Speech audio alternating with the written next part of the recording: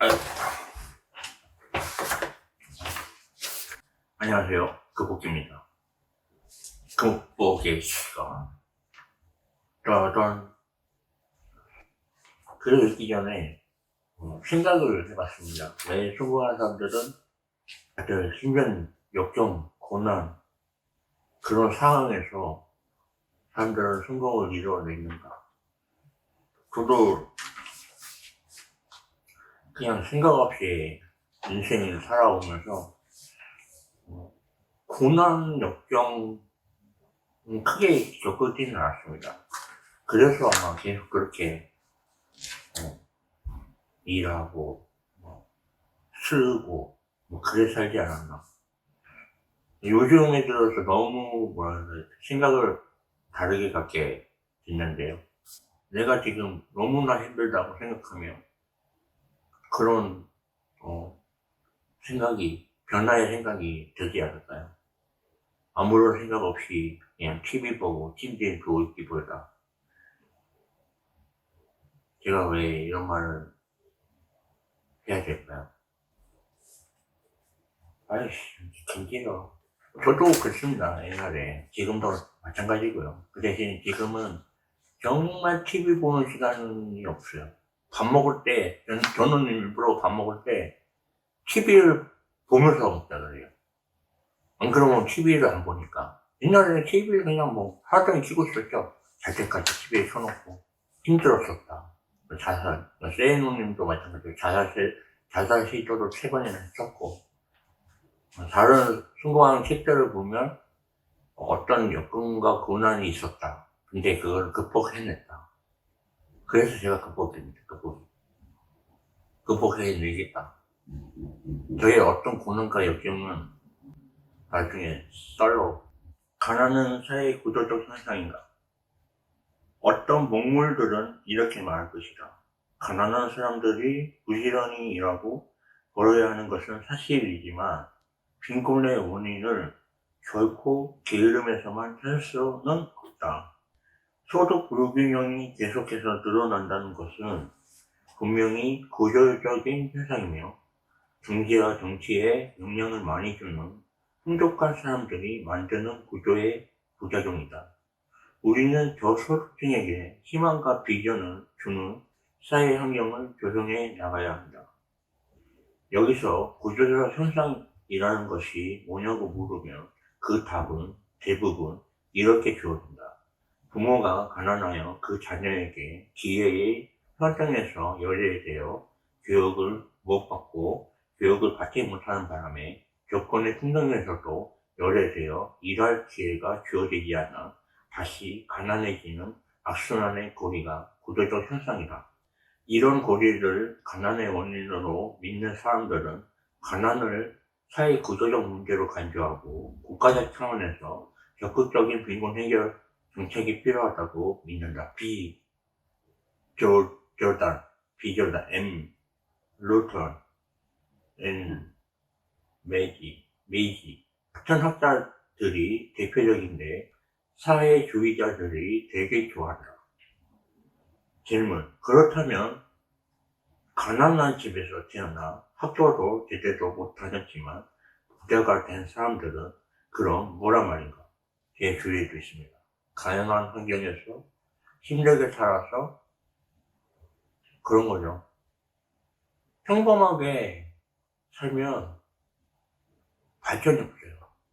그냥 평범하게 살아요. 내가 힘들게 살면 내 환경을 벗어나야겠다 라는 생각을 가지게 되나 봐요. 쓸데없는 소리 뿐인데요. 그렇다면 가난한 집에서 태어나 학교도 제대로 못 다녔지만 부자가 된 사람들은 그럼 뭐란 말인가? 모든 것이 운이었을까? 왜 수많은 부자들은 하나같이 찢어지게 가난한 환경을 훈장처럼 달고 다니는 것일까? 게다가 가난한 사람들의 부모 중 절반은 가난하지 않았다는 통계가 도시초에 널려 있음을 잊지 말라. 가난한 집안이 가난에서 벗어나지 못하는 진짜 이유는 뭘까? 국민소득이 수천 달러 미만인 나라들의 경우에서는 저소득, 저교육의 순환고리가 빈곤 세습에 원인이 되는 것이 사실이다. 국제노동기구에 따르면 어린이 노동자 4명 중 3명은 학교에 다니지 못하고 있으며 이들은 성인이 돼도 고소득 직업을 가질 수 없어 가난의 악순환에 빠진다. 국민 총생량이 적다 보니 일자리가 너무나도 부족하기 때문에 학력이 좋은 사람들만이 일을 할 수 있는 상황이기 때문이다. 한국은 1980년대까지 이런 상황에 처했었고 전체들이 분신 자살할 수밖에 없는 상황이었다. 영화도 있었죠. 그렇습니다. 이런 시대에서 가난은 절대적 가난이다. 그러나 그 어느 나라에서건 3대 역전에 대한 회피가 나타나기 시작하는 고소득 시대에 접어들게 되면 그 말이 맞지 않는다. 물론 고소득 시대에서도 학력이 나이면 노동시간은 더 많고 임금은 낮다. 2000년 기준 통계에 의하면 우리나라 20세 이상 총이 3,255만 명의 25.2%에 해당되는 823만 2천여 명이 고졸 미만의 학력을 갖고 있는데 4명 가운데 1명꼴이다. 이 가운데 절반 이상인 424만 명은 중학교 과정도 제대로 마치지 못한 상황이며 주로 50대 이상에 집중되어 있다. 고졸 학력 미만 노동자의 월 평균 노동시간은 226.1시간으로 고졸자 213.2시간과 대졸자 190.9시간에 비해 많지만 임금은 고졸자의 87%, 대졸자의 58% 수준에 불과하다. 그러나 무학력이 곧 실업을 의미하는 것은 아니다. 3대 업종에서는 일하려고 마음만 먹으면 교육의 정도와 상관없이 얼마든지 직장을 얻을 수 있기 때문이다. 실제로 2002년 현재 내 친구들이 경영하는 공장들은 외국인 노동자들이건 한국인이건 간에 학벌과 전혀 관계없이 꽤 괜찮은 기숙사와 식사를 제공하고 월 130만원에서 월 150만원을 지급하고 있으며 한국인 직원에게는 보너스를 추가로 주고 있지만 여전히 직원 구하기가 어렵다고 하셔야 한다. 무학력자라고 할지라도 이런 공장에서는 환영하며 아차까지 모은다면 2년이 지나면 3천만원은 손에 쥘 수 있다는 말이다. 그런 일은 컨테이너 벨트 앞에 서 있는 일이 아니냐고? 맞다. 하지만 일을 골라 할 수 있는 처지가 아니라면 우선은 아무 일이라도 하면서 돈을 모아야 할 것 아닌가? 3천만원 갖고 뭘 하느냐고? 다른 컬럼에서 이야기하겠지만 할 만한 것들이야 널려 있다. 물론 개 같은 사장을 만나면 사정이 달라지겠지만 말이다. 그럼에도 불구하고 가난한 가정이 없어지지 않는 이유는 도대체 뭘까? 고소득 시대의 가난한 가정들은 다음과 같은 문제 중 하나를 안고 있다. 첫째, 가족 중 어느 한 명이 술이나 도박, 가소비 등으로 인하여 엄청난 빚을 지고 있고 다른 가족들은 그 빚을 갚아주기 위해 밑빠진 독에 물 붓기를 하느라고 정신이 없다. 주로 아버지나 장남이 그 원인 제공자인 경우가 많은데 그들은 빚을 만들어낸 당사자임에도 불구하고 여전히 그럴듯한 명목으로 다른 가족들의 수입을 갈취하며 집안에 돈이 모일 겨를이 없게 만들고 다른 가족들 모두의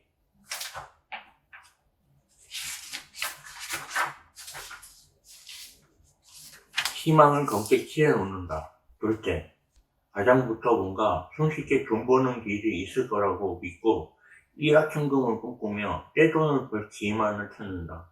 예컨대 아주 높은 이자 혹은 투자 수익을 준다는 사기꾼들의 유혹에 넘어가 있는 돈, 없는 돈 다 긁어다 사기꾼에게 갖다 주지만 곧 그 돈 모두를 날리게 된다. 때로는 어떤 사업이나 장사가 돈을 아주 잘 번다는 말에 기가 솔깃해져서 돈을 빡빡 긁어 모아 시작하지만 준비 부족과 정신 자세 부족으로 인해 망하는 경우가 대단히 많다. 이렇게 해서 생긴 빚을 갚느라 온 가족이 허리가 휜다. 셋째, 예전에는 그럭저럭 살았으나 아버지가 사업에 실패하거나 또는 친구나 친척이 빚 보증을 서두었다가 있는 재산 몽땅 다 말아먹는 바람에 재기한 힘을 잃어버린 경우이다. 가장은 탄식으로 세월을 보내면서 병에 걸리고 남은 가족들 중 일부는 과거 생활 수준으로 되돌아갈 수 없음에 절망하여 될 대로 되라는 식으로 사는 경우도 빈번하다. 대부분의 경우 실직 상태이면서도 평일에 양복을 입고 등산을 하면 했지 작업복을 입고 일하려고는 하지 않는다. 넷째, 가장이 자신의 일당을 얼마 이상으로 정해놓고 그 이하가 되는 일을 하지 않는 이상한 자존심 때문에 가난한 가족이 있다. 거지 같은 생활을 할지언정 힘들고 더럽고 위험한 일은 아예 거들떠보지 않거나 그런 일을 시도는 하였지만 힘들어 못하겠다고 포기하는 사람도 있다. 땀을 흘리는 것을 아주 싫어하는 그들은 편하면서도 돈 많이 주는 일을 찾아다니며 자기에게 직업이 없는 이유는 가진 자들이 나쁜 놈들이어서 그런 것이라며 정치를 잘못해서 그런 것이고 경제 정책을 잘못 세우기 때문이라고 믿는다. 정말 골 때리는 사람들이다. 다섯째, 가족들 모두가 돈을 벌지만 그 돈을 하나도 만들지 못하고 각자 관리하면서 각자 소비하기에 가난한 가족이 있다. 한국 사회에서는 가족 모두가 합심하여 목돈을 먼저 만들어야 주거 환경부터 개선시킬 수 있는데 가족들 각자 따로따로 행동하다 보니 돈이 모이지 않는다. 이를테면 장녀는 장녀대로 자기 화장품과 옷가지를 사느라고 수입을 거의 다 사용하며 장남은 분수에 넘치게 자가용 하나를 끌고 다니며 친구들과 어울리느라고 소위 위에 카드비까지 지는 뭐 그런 식이다. 여섯째, 공부도 별로 잘하지 못하는 자식을 어떻게 해서든지 대학에 보내려고 또는 그 자식들이 성적도 뛰어나지도 않는데 자신의 처지는 생각하지 않고 기쓰고 대학을 가느라고 가족 수입의 상당 부분을 교육비로 투자하는 바람에 가난에서 벗어나지 못하는 가족도 있다. 그 자식이 별 볼 일 없는 대학이나 심지어 대학원을 마칠 때까지 용돈까지 지어주는 한심한 가족도 있다. 그 자식이 취직이라도 하면 가족 모두 이제는 고생이 끝났다고 여기지만 이미 성인이 된 형제 자매를 그가 경제적으로 도와주고 나이가 든 부모를 부양하기에는 힘이 너무나 못하다. 일곱째, 가족 중 누군가가 병에 걸려 있으므로 인하여 빚을 지고 나머지 가족들의 수입 대부분이 그 빚과 치료비에 바쳐지는 경우이다. 선천적 혹은 후천적 장애로 인하여 일자리를 구하기 힘들어 가난한 경우도 있다. 가족 중에 그런 장애우가 있는 경우 다른 한 명의 가족이 그 장애우를 돌보느라고 일을 하지 못하는 바람에 가난한 경우도 있다. 병이나 장애가 없는 부부라고 할지라도 아이를 돌봐줄 곳이 없어서 남편 혼자만의 수입에 의존하다 보니 가난에서 탈출하기 어려운 상황이 되기도 하고 돌보아 줄 가족이 없는 노인들 혹은 남편 없이 혹은 남편이 있어도 개같다. 어린 아이를 돌보며 생활비를 벌여야 하는 주부 가정 역시 가난에서 벗어나지 못한다. 고소득 시대에서 사회 구조적 원인 때문에 가난에서 벗어나지 못하는 경우로 내가 간주하는 것은 오직 7번째의 경우뿐이다. 그 어느 나라에서건 3D 업종에서 근로자를 찾기 어려운 시기가 되면 일자리를 찾으면 얼마든지 구할 수 있기 때문에 게다가 고소득 시대의 가난은 절대적 가난이라기보다는 상대적 가난임을 잊어서는 안 된다. 소비생활 격차로 인한 상대적 박탈감이 더 큰 문제가 되기 때문이다. 여기서 혹자는 가난한 사람들은 무엇인가 하고 싶어도 시작할 자금이 없다는 것을 지적할지도 모른다. 그러나 과연 그럴까? 몇 년만 일을 악물고 일을 한다면 얼마든지 수천만 원을 모을 수 있음에도 불구하고 상대적 빈곤감 때문에 소비를 늘리기 때문에 돈이 쌓이지 않는 것은 왜 생각하지 않는다는 말인가? 게다가 땀 흘려 일하는 것을 싫어하는 태도에서 무슨 목돈 마련은 기대할 수 있다는 말이며 설령 목돈이 지어진다 할지라도 그런 사고방식을 가진 사람이 뭘 제대로 할 수나 있겠는가? 어떤 사람들은 빈민들에게서 전월세금의 인상이 너무나 빨라 쇠빵살이 탈출은커녕 비슷한 수준의 색방을 지키기도 어렵다고 지적한다. 내가 제시하는 대안은 대단히 살벌하다. 가족 중 누군가가 빚을 지고 있다면 특히 그 빚이 이른바 사업하다가 지게 된 것이건 도박으로 지게 된 것이건 병원비가 아닌 한은 아버지이건 자식이건 동생이건 형이건 절대 갚아주지 마라. 빚쟁이에게 맞아 죽는다 할지라도 그대로 죽게 내버려 두어라. 절대 일확천금은 꿈꾸지 마라. 남들이 하기 꺼려하는 일에 기회가 있음을 명심해라. 체면 따위는 던져버리고 남들 사는 모습과 자신을 비교하지 말아라.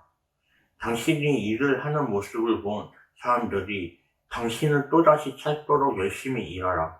그게 장사와 사업 성공 비결임을 잊지 말아라. 전쟁 피난민처럼 살면서 절약하고 절약하라. 가족 모두의 수입을 합치고 이자를 은행보다 2, 3%더 주는 곳에 저축하라. 이자를 상당히 많이 준다는 곳들은 모두 사기꾼임을 명심해라. 친척이건 친구이건 그 누구에게도 돈을 절대 빌려주지 말고 당신 가족이 혹은 당신이 돈을 얼마 모았다는 소리는 그 누구에게도 절대 하지 말라. 1류대에 갈 시력이 안 되는 자녀에게는 교육비를 절대 투자하지 말아라. 그리고 소주 한 잔도 마시지 말고 돈을 모으고 또 모아라. 가난한 젊은이에게 주는 대안 역시 마찬가지이다. 땡전 한 푼 없다면 침식을 제공하는 공양 같은 곳에 들어가 2, 3년 있으면서 돈을 아기처럼 모아라. 외출도 하지 말아라. 시간이 남으면 책을 읽어라. 연애는 꿈도 꾸지 마라. 외로우면 자인화해라. 그 누구에게도 돈을 빌려주지 마라. 집안에 무슨 일이 있건 간에 죽을 병이 아니라면 신경 꺼라. 하지만 내가 대안을 제시하지 못하는 경우가 있다.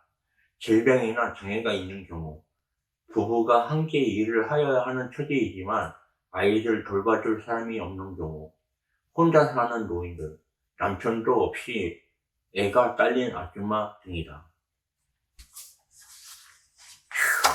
저는 일을 했지만 목적 없이 일을 했죠. 자연 것이 없는 나는 목돈을 모을 수밖에 없겠죠. 여기까지입니다. 여러분 잘 생각해 주셨으면 좋겠고요. 저는 특별히 어린 분들이 10년 후에, 20년 후에, 저 같은 경우는 이제 얼마 남지 않았습니다. 곧 끝입니다. 끝. 여러분들이 젊으신 분들이 있다면 생각을 달리 가졌으면 좋겠습니다. 안 그러면 저처럼 인생이 중망됩니다. 인생 중망되면 극복해야 됩니다. 또다시.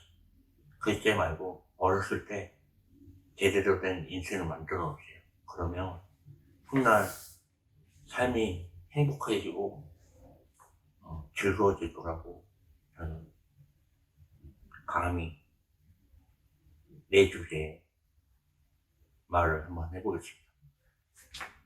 극복기였습니다.